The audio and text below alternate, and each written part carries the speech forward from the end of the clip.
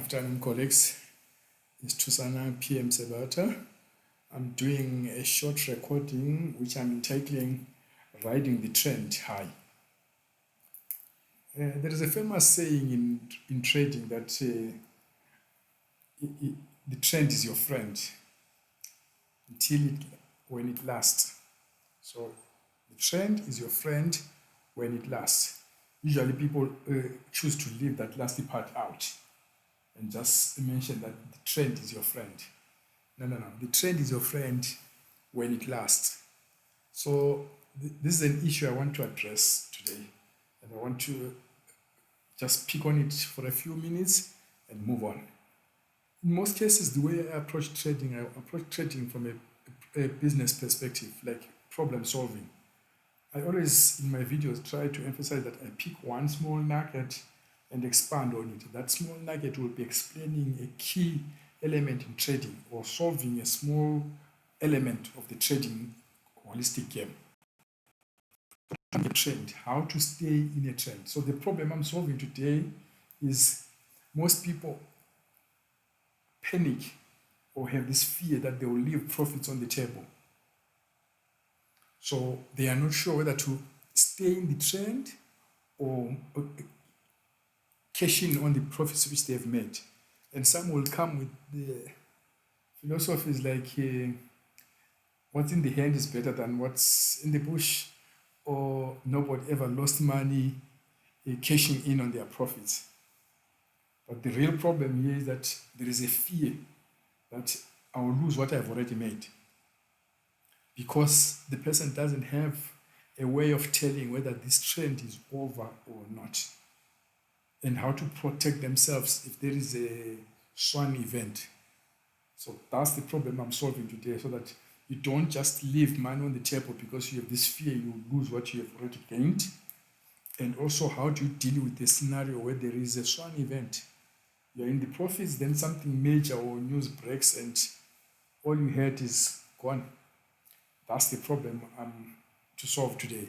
And I'll use the NASDAQ 100 index to help me along, but any chart would have done. In the chart which I'm having here, you can see that we are almost at new highs. And this trend has been going since the COVID bottom. And how do you tell that when we are making these new highs, you need to stick in there and not jump out? For the purposes of this explanation and how I solve this problem, I use the Ichimoku Tenka setup, and my blue line here is the Tikensen, and these dots are parabolic SAR.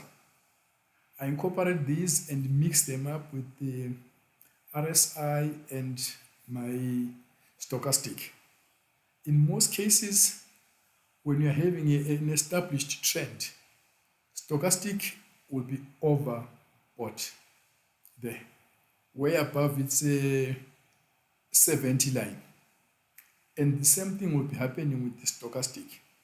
So these two indicators of mine will be technically almost useless when the market is trending high and making new highs as it goes. So how do you survive in that world? And notice something I said, this one is overbought in this scenario from here all the way to the top there. It's staying above 70, says overbought, and most people when they see overbought, they rush out. Stochastic is overbought also. But here's the key thing, pieces of a nugget for you to keep. Just because a stock or an index is overbought doesn't mean that the trend is over or is about to end. Keep that in your mind. Most people say it's overbought, then I'm cashing in. No. Overbought doesn't always mean that the thing is about to end, the trend is about to end. You need different mechanisms to establish that the trend is about to end. And that's how I'm going to illustrate it here. So I'll pick this point here, just follow my crosshair case. There, it says overbought on the stochastic, it's over the 80 line. RSI is over the 70, therefore this thing will be overbought and it's making new highs. Call it a breakout or new highs, but most people would panic and cash in there and live to regret when they watch this thing going all the way. How do I solve this? Once the stochastic RSI says overbought and stochastic says they are overbought, I know they are not good enough for helping me with the trend anymore. But here's the key. Whenever they cross back below this, RSI crosses back below this 70 line, I know the trend is over. When stochastic crosses back below, the trend is over. How do I know when they are still overbought to stay in the market? Here's what I do. I use Dickinson, the blue line. Whenever price is still above this, I'm happy. And two, the price has to continue being above the parabolic SAR, the dots. Then I know that this trend is still going. But if one of those is broken, then I'm out. If parabolic SAR flips over, like in this case, I close the trade. If stochastic crosses below its 70 line, like there, I close the trade. If RSI crosses below its 70 and or stochastic crosses below its 80 line, my conditions are no longer valid. This is the trend to close. Like the current scenario, stochastic is overbought, but it has not crossed the 80. RSI is overbought, but it has not crossed its 70 line. Parabolic SAR has not flipped over to be above the price. The price is still above the blue line, Dickinson. We're still in that trend. Be it very weak now, likely to break anytime, but we're still in there. So I'm not panicking yet. So I would have stayed with this from the bottoms there all the way because all these conditions were still valid and they are still valid. So key is price still above parabolic SAR? Yes. Is price still above Dickinson? Yes. Is RSI still above its 70 line? Yes. If stochastic is still above its 80, I'm good. But if one of those conditions get broken, I stop. I know the trend is off. But along the way, now I'm on the second part, along the way, to avoid panicking and closing your trade because you are scared you're going to lose it, I'll illustrate two concepts. I'll first start with the simplistic one, which is using the parabolic SAR, these dots. Parabolic SAR is a stop and reverse system. It's made for you to keep moving your stop loss higher and higher to guard against losing what you have made. Instead of just closing the trade because you are scared of you lose what you have already made, use parabolic SAR. After this week, you move it there, you keep moving it so that even if there is a catastrophe or something, you won't get hit that much. Your stop loss will kick in if it does kick in. So you keep putting them there, you keep moving your stop losses, and it will protect you that way. It's not guaranteed. That's why stop losses are not my best friend. But you can keep using the stop loss to keep hedging against potential losses. Like currently, where we are now with the Nasdaq, you would put your stop loss here so that if there is an open or something major happens, your stop loss protects you, so you would keep all the profits you have made up to that level. And yeah, you lose a little, but you have hedged yourself. That's the first part. But stop losses have one hindrance. They are not guaranteed. Then the second part, which I prefer to use, is using options. Let's suppose I got to that level and I was not comfortable that hey, something can change and I can get hurt. What I do is I structure the options that I put a hedge below here. It can be a ratio spread where I limit my losses to there and, okay, where I can buy calls here, one call and sell several calls up there, so that if this thing turns downwards, I keep all I've made there and a little bit of the credit which I got by setting up this hedge upwards. That's one way. Or you can use a back ratio put spread at this level, that if anything happens and starts dropping, whatever you make with that back spread put ratio will compensate what you potentially lose, so that you break even on that level. Those are the setups which you can do, but options will give you lots of options to keep hedging yourself going up. And most of the hedges which I like, I prefer to make hedges which cost me nothing. I put credits structures, which if I'm wrong, if it doesn't stop there, it keeps going, I don't lose anything. In fact, I get a small credit in the region of 1% or so. That's how I like to hedge myself, to protect myself from the potential of black swan events. I use options.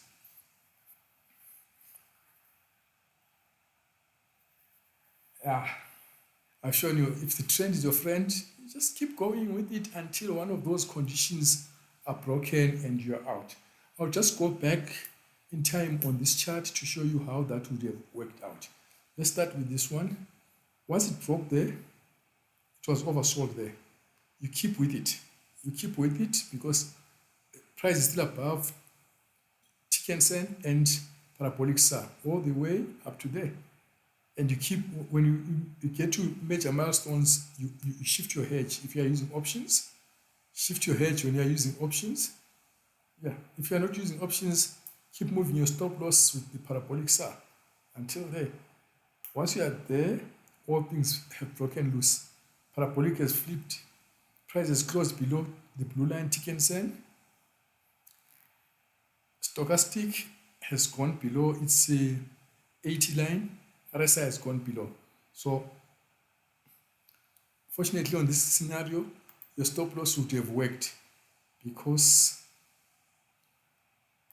the price did open at the level of, it did come and touch the level of the parabolic SAR. But for this illustration going forward, I won't be referring to parabolic SAR stop loss. I use options, so I would have been hedging my way up. And when I say hedging my way up, if I hedge it up to this level, let's suppose my first hedge was there, then it moved to that level and I felt I needed to shift the hedge. I'm just closing this position to there or shifting it up to there. And I always try and make it at no cost. Here's another example. When RSI went above its 70 line, we were there. All the other conditions, price is above Tick and Sen, above parabolic SAR, I'm all good until that point there.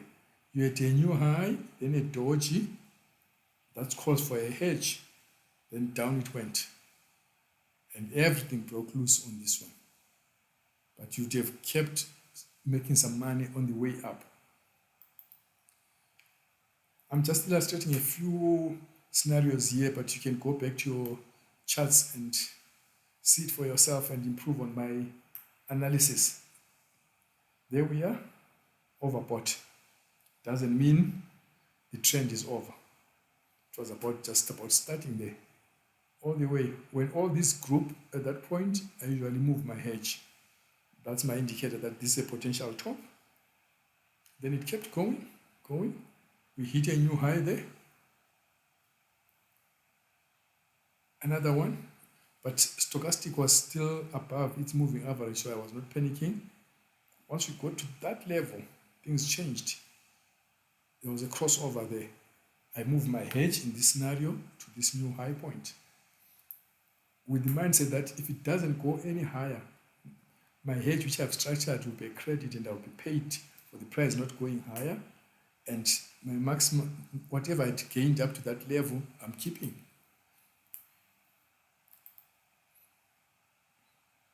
Another scenario again, when it broke above there on oversold, it stayed above all these points up to that level there.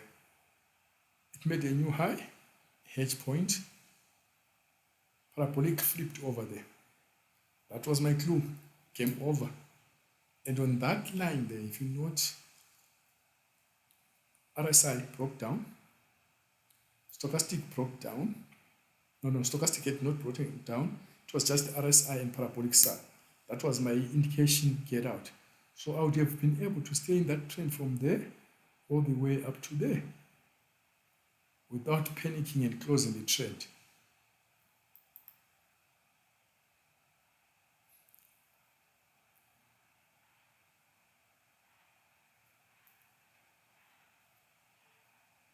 I'll use this one as these two as the last ones.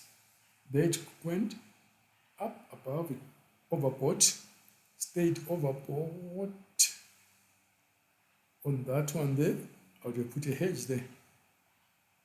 Why? They were all grouped there. But these were not broken, so I stay with the trend up to that point there. But if I see a series of dodges like that, that's an indication to put a hedge there. Because anything can happen after that. Once I see them grouped there, I know that we've hit a top. Then the next candle, boom, flipped over parabolic SAR. RSI broke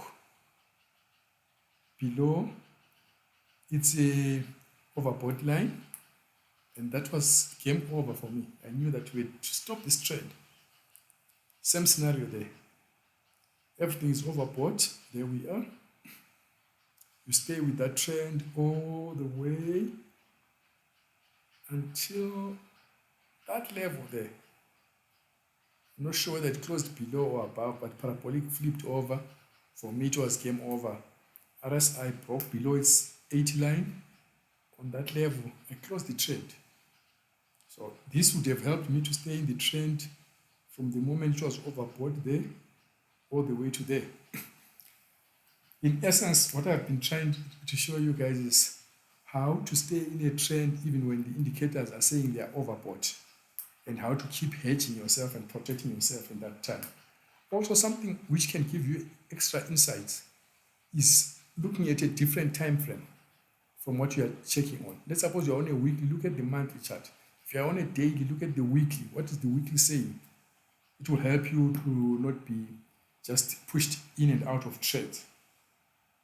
And also, you can do your extra research on this and improve on it, because I believe if you are in this game, you have to be a perpetual student of the markets and keep doing some research, because this is all based on research which I did. I looked at the charts and I began to see some trends of how I can analyze this stock. So when I'm analyzing my charts, when it's overbought, I don't panic first.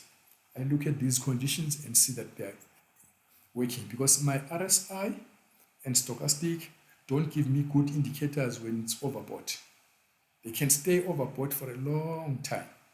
I use T-Kensen and parabolic SAR to give me comfort whether we are still in a good trend. That was what I wanted to share. I think I've downloaded a lot, guys, for you. But if you go back onto my video and listen to it with some stops here and there and making your own notes and improve on the research, that will be all good. It's 2:09 p.m. Sabata. I'm closing this one.